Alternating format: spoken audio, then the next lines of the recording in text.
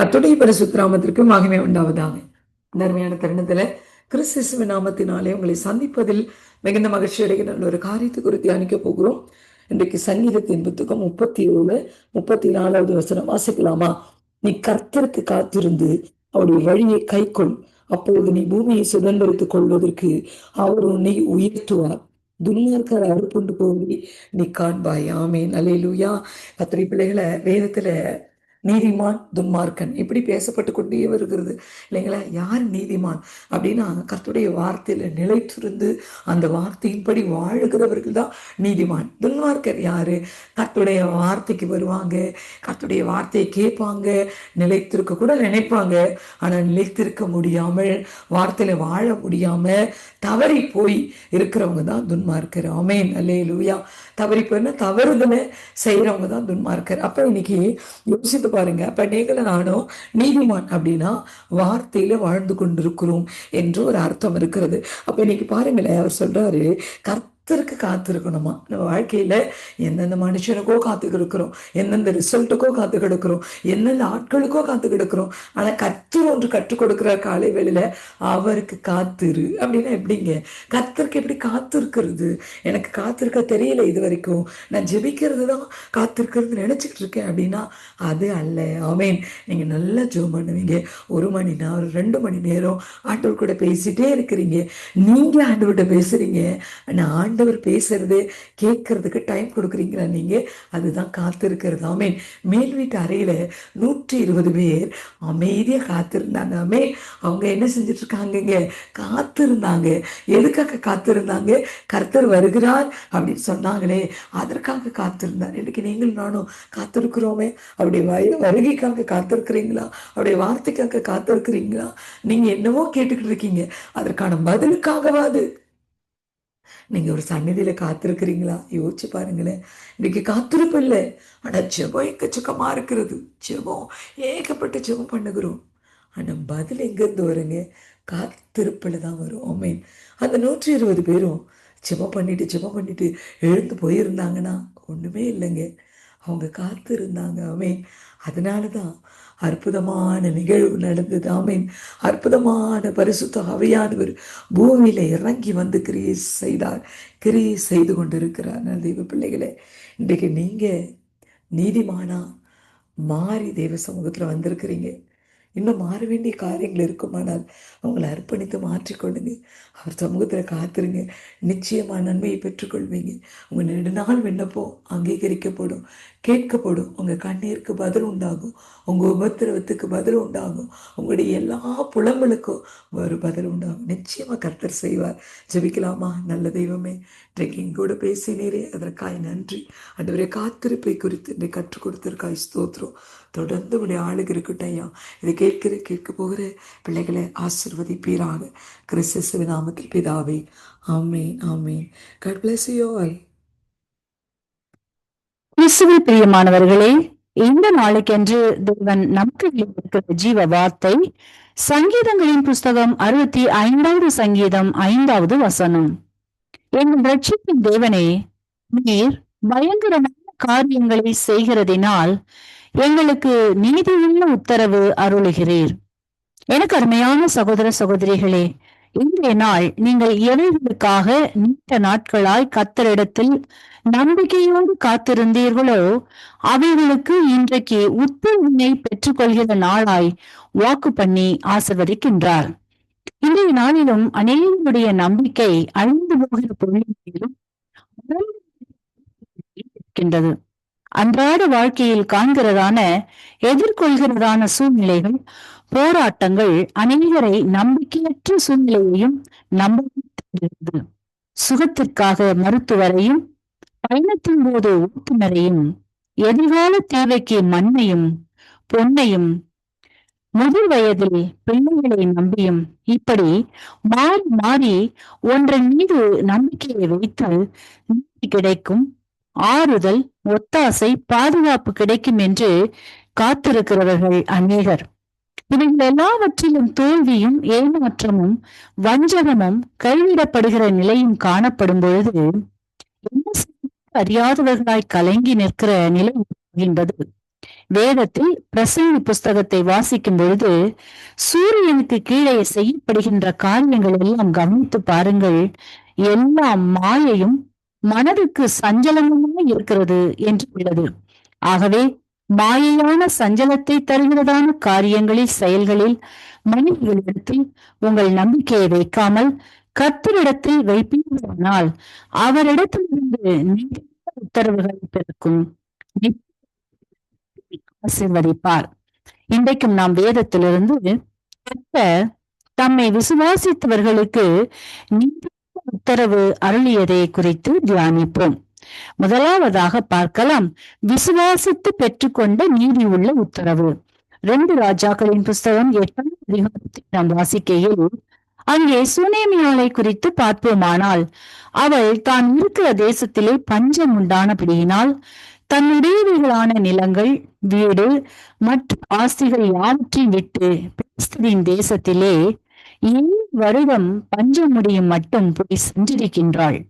பிறகு பஞ்சம் முடிந்தது என்று கேள்விப்பட்டு தன் வீட்டுக்கு வருகையில் தான் விட்டு சென்ற ஆஸ்திகளை திருப்பிக் கொள்ள வேண்டி ராஜாவிடம் முறையிடும்படி செல்கின்றாள். தீர்க்கதரிசியின் வார்த்தையின்படி பொறுமையாய் தன் சொந்த தேசத்தை விட்டு பிற தேசத்தில் 7 வருடம் பொறுமை காத்திருந்ததை கர்த்தர் அறிந்தவராய் சுனேமியாளுக்கு நீதியுள்ள உத்தரவு அருளும்படி ராஜாவின் கண்களில் தயவை உண்டு பண்ணுகிறார். அவளுக்கு உண்டான எல்லாவற்றையும் தேசத்தை விட்டு நாள் முதல் திரும்பி வந்த நாள் வரையில் உண்டான வயலின் வருமானம் அனைத்தையும் அவளுக்கு கிடைக்கும்படி கர்த்தர் நீதியுள்ள உத்தரவை பிறப்பித்து கொடுத்து ஆசிர்வதிக்கிறதை வாசித்தருகின்றோம். இன்றைக்கு முக்கியம் மக்களாய் கர்த்தரின் சமூகத்தில் கர்த்தரின் வார்த்தை விசுவாசித்து பொறுமையோடு சுகத்திற்காக, ஆசிர்வாதத்திற்காக, அரசாங்கத்திடத்திலிருந்து வர வேண்டிய நல்ல பதிலுக்காக, பொருளாதார தேவைகளுக்காக, இப்படி எவைகளுக்காக பொறுமையோடு கர்த்தர் சொன்னதை செய்யும் வரை கைவிட மாட்டார் என்ற நம்பிக்கையோடு காத்திருக்கிற காத்திருப்புகளில் இன்றைக்கு உங்களுக்கு அவைகளெல்லாம் தரப்போகின்றார். நீங்கள் வரையில் இழந்து போன சமாதானம், சந்தோஷம், பலன், ஆரோக்கியம், நம்பிக்கை, விசுவாசம் போன்றவற்றையும் இன்றைக்கு நீங்கள் திரும்ப பெற்றுக் கொள்ளும்படி ஆசீர்வதிக்கின்றார். இரண்டாவதாக பார்க்கலாம், விடாது சென்று பெற்றுக்கொண்ட நீதி உத்தரவு.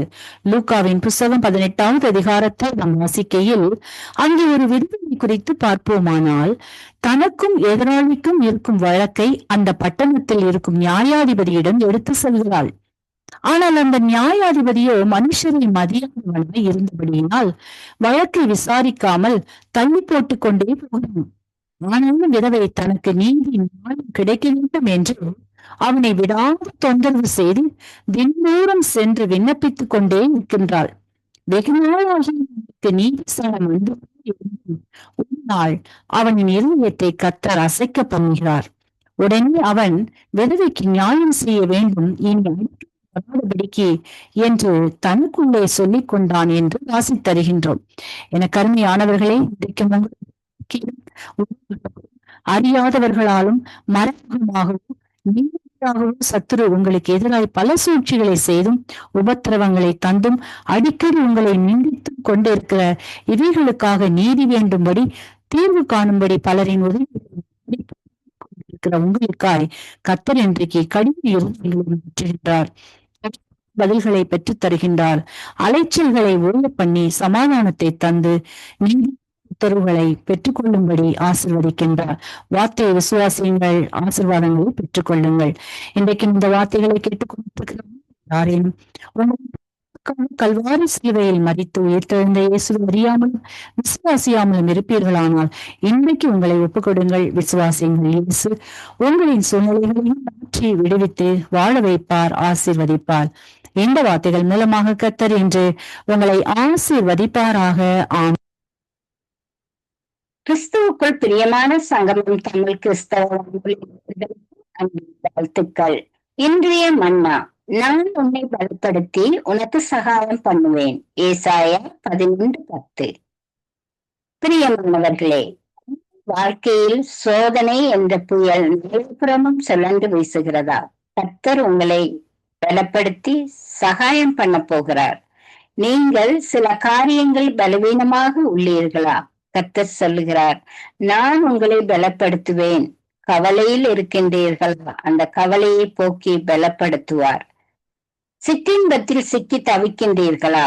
அதிலிருந்து பலப்படுத்துவார். எல்லா உலக கட்டுகளில் இருந்து உங்களை விடுவித்து கர்த்தர் உதவி செய்ய போகிறார்.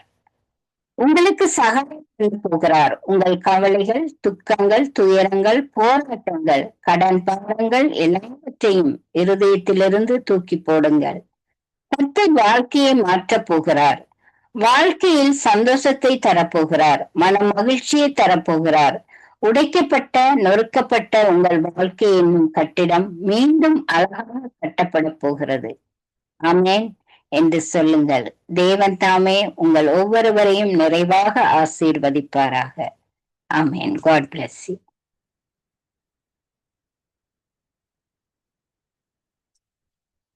உங்கள் அனைவரையும் இன்றைய வார்த்தை ஆண்டவராகிய இயேசு கிறிஸ்துவின் இனிய நாமத்தில் உங்கள் அனைவரையும் நான் வாழ்த்துகிறேன்.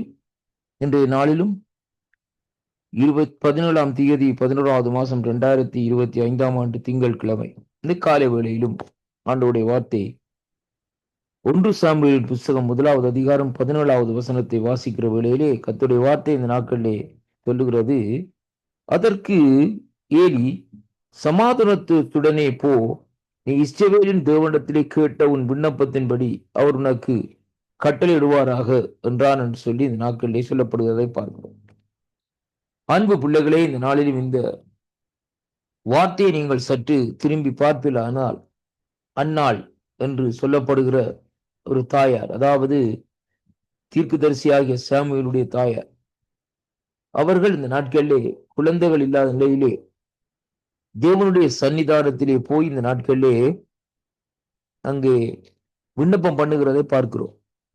அதை பார்த்து கொண்டிருந்த ஏலி, ஆசாரியராகி ஏலி அந்த இடத்திலே அவளை குறித்து அவளை நோக்கி, நீ என்ன குடித்து வெறித்தவள் போல் இந்த நாட்களிலே இப்படியாக இருக்கிறாயா என்று சொல்லி இந்த நாட்களிலே கேட்கிறதை பார்க்கிறோம். அருமையான கர்த்தருடைய பிள்ளைகளே, ஆனாலும் அன்னாள் அதற்கு மறுமொழியாக சொல்லுகிறாள், நான் மனக்கிலேசம் உள்ள ஸ்திரீ, நான் திராட்சரசமாகிலும் மதுவாகிலும் குடிக்கவில்லை, நான் கர்த்தருடைய சந்நிதியில் என் இருதயத்தை இந்த நாட்களிலே ஊற்றிவிட்டேன் என்று சொல்லி இந்த நாட்களிலே சொல்லப்படுகிறதை பார்க்கிறோம்.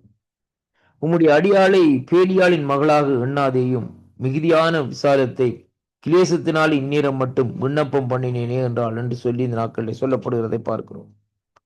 அதற்கு பின்பாகத்தான் ஏலி சொல்லுகிறார், இந்த நாட்களிலே நீ போ, சமாதானத்தோட போ, நீ இஸ்ரவேலின் தேவனிடத்திலே கேட்ட உன் விண்ணப்பத்தின்படி அவர் உனக்கு கட்டளை விடுவாராக என்று அந்த வார்த்தை இந்த நாட்களிலே சொல்லுகிறதை பார்க்கிறோம். வேதம் சொல்லுகிறது, go in peace and may the God of Israel grant you what you have asked of him. அருமையான கர்த்தருடைய பிள்ளைகளே, நீ எதை நீ ஆண்டவரிடத்திலே கேட்டாயோ அதை இந்த நாட்களில் அவர் உனக்கு அருளினார் என்று சொல்லி இந்த நாட்களில் சொல்லப்படுகிறதை பார்க்கிறோம். அருமையான கர்த்தருடைய பிள்ளைகளே, அப்படியானால் அருமை பிள்ளைகளே, இந்த நாளிலும் பாருங்கள், இன்றைக்கு தேவனிடத்திலே கேட்கிற விண்ணப்பங்களுக்கு தேவன் பதில் கொடுக்கிறாரா என்பதைத்தான் இன்றைக்கு நாங்கள் பார்க்க வேண்டும். இன்றைக்கு அநேகருடைய கேள்வி இந்த நாட்களிலே, நீண்ட நாட்களாக நான் ஜெபம் பண்ணி கொண்டு வருகிறேனே, என்னுடைய கேள்விக்கு எந்த விதமான பதிலும் இல்லையே, ஏன் என்ற கேள்வியை இந்த நாட்களில் எழுப்புகிறதை பார்க்கிறோம். அருமையான கர்த்தருடைய பிள்ளைகளே, ஆனால் தேவன் எல்லாவற்றிற்கும் ஒரு காரியத்தை வைத்திருக்கிறார். அதைத்தான் இங்கே நாங்கள் பார்க்கிறோம். வேதத்திலே தேவனுடைய சித்தம் என்று சொல்லி இன்றைக்கு நாங்கள் பார்க்கிறோம். தனக்கு சித்தமானவர்களுக்கு தேவன் அற்புதத்தை செய்ய வல்லவராய் இருக்கிறார். அது மட்டுமல்ல, தனக்கு சித்தமானவர்களுக்கு அவர் சமாதானத்தை கொடுக்கவும் அவர் வல்லவராய் இருக்கிறார் என்று சொல்லி அங்கே இந்த நாட்களிலே நாங்கள் பார்க்கிறோம். அருமையான அன்பு சகோதர சகோதரர்களே, இந்த நாளிலும் பாருங்கள், இந்த அன்னாளுடைய ஜெபத்தை பாருங்கள். அவள் ஒரு நாள் 2 நாள் இல்ல, எத்தனை நாட்கள் போய் அந்த தேவனுடைய சன்னிதானத்திலே இருந்து தனக்கு ஒரு பிள்ளை இல்லையே என்று சொல்லி ஒரு கவலையோடு இந்த நாட்களில் ஒரு ஜெபத்தை ஏறெடுத்திருக்கிறதே அங்கே காணக்கூடியதாக இருக்கிறது. அன்பு சகோதரனே சகோதரியே, ஆனாலும் வேதம் தெளிவாக சொல்லுகிறது, அந்த விண்ணப்பத்தை கர்த்தர் கேட்டார் என்று, அந்த விண்ணப்பத்திற்கு கர்த்தர் பதில் கொடுத்தார் என்று சொல்லி அங்கே பார்க்கிறோம்.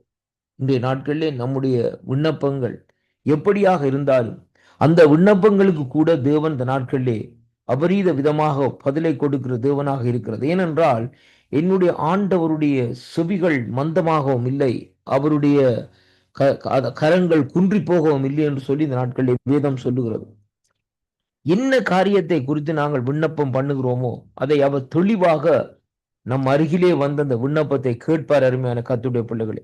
ஆனாலும் அந்த கேட்ட கேள்விகளுக்கு நாங்கள் என்ன விண்ணப்பத்தை வைத்தோமோ அதற்கு பதில் தருவதற்கு அவர் உடனே இந்த நாட்களை தரமாட்டார். ஏனென்றால் அவருக்கு தெரியும் எந்த வேளையிலே எந்த நேரத்திலே இந்த காரியத்திற்கு நான் பதில் கொடுக்க வேண்டும் என்பதைத்தான் தேவன் அறிந்திருக்கிறார். அதுதான் ஆண்டவருக்கும் மனுஷனுக்கும் உள்ள வித்தியாசமாக இருக்கிறது. பாருங்கள், இங்கே இந்த ஆசாரியராகிய ஏலி இந்த நாட்களிலே இந்த அன்னாளை குறித்து இந்த நாட்களில் ஏளனம் பண்ணுகிறதை பார்க்கிறோம், அருமையான கர்த்தருடைய பிள்ளைகளே. ஆனால் கர்த்தர் ஏளனம் பண்ணினாரா? இல்லை. கர்த்தர் இந்த நாட்களில் என்ன செய்தார்? அங்கே இந்த நாட்களிலே அவள் கேட்ட விண்ணப்பத்திற்கு தேவன் அந்த இடத்திலே பதிலளித்தார் என்று சொல்லி இன்றைக்கு நாங்கள் பார்க்கிறோம். நம்முடைய விண்ணப்பங்கள் அநேகமாய் இருக்கலாம், நாட்கள் செல்லலாம், ஆனாலும் கர்த்தர் அந்த விண்ணப்பத்திற்கு ஏற்ற வேளையிலே பதிலளிப்பார். விசுவாசிப்போம், பதிலை கண்டுகொள்ளுவோம். கர்த்தர் உங்களை ஆசீர்வதிப்பாராக. ஆமென்.